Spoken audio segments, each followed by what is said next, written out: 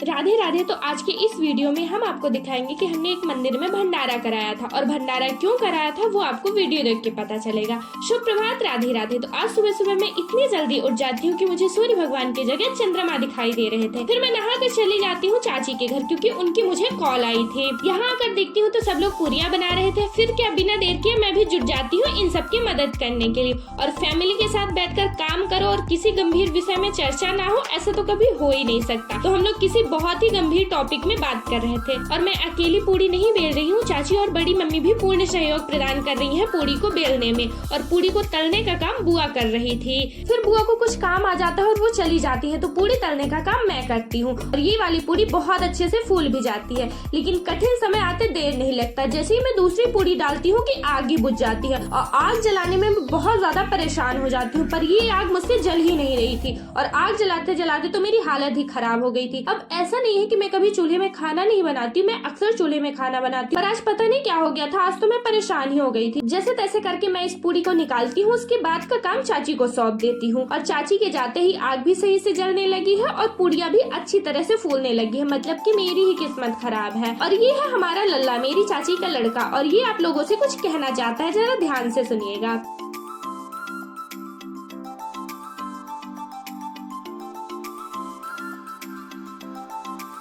फिर चाची मेरे पैरों में महावर लगाती है, क्योंकि आज हम लोग पूजा करने जा रहे हैं और महावर को शुभ माना जाता है। फिर सब लोगों के साथ मैं भी तैयार होकर चल देती हूँ वहाँ जहाँ हमने भंडारा किया है। एक एक करके सब लोग गाड़ी में बैठ जाते हैं और हमारी गाड़ी चल देती है मंदिर की ओर। लेकिन गाड़ी में कम जगह होने की वजह से मैं दोपहिया वाहन में सवार होकर आगे की यात्रा तय करती हूँ। लेकिन रास्ते में बहुत ज्यादा धूप होने के कारण आधे रास्ते हम रुक जाते हैं और रुक कर स्प्राइट पीते हैं, जहाँ इस लड़की को भी जबरदस्ती स्प्राइट पिलाया जाता है और इसे स्प्राइट नहीं पसंद। ये तो आपको इसकी शक्ल देख के ही पता चल रहा होगा। फिर यहाँ थोड़ा सा रुकने के बाद हम लोग फिर से चल देते हैं अपनी मंजिल की ओर। और इस घने जंगल के अंदर जाते ही हम उस जगह पहुँच जाते हैं जहाँ हमने भंडारा किया था। जी हाँ, यही वो जगह है जहाँ हमने भंडारा करना है। यहाँ आकर सबसे पहले पूजा करते हैं, फिर ऊपर जाकर वहाँ भी बहुत अच्छे से पूजा करते हैं। तब तक पंडित जी भी आ जाते हैं और कथा भी शुरू हो जाती है। तो सबके साथ बैठकर मैं भी शांति से कथा सुन रही हूँ। और ये भंडारा इसलिए हो रहा है क्योंकि एक बार लल्ला की तबीयत बहुत ज्यादा खराब हो गई थी, तो चाची चाचा ने मन्नत मांगी थी कि लल्ला की तबीयत ठीक हो जाएगी तो हम बरदहा घाटी वाले हनुमान जी में भंडारा करेंगे।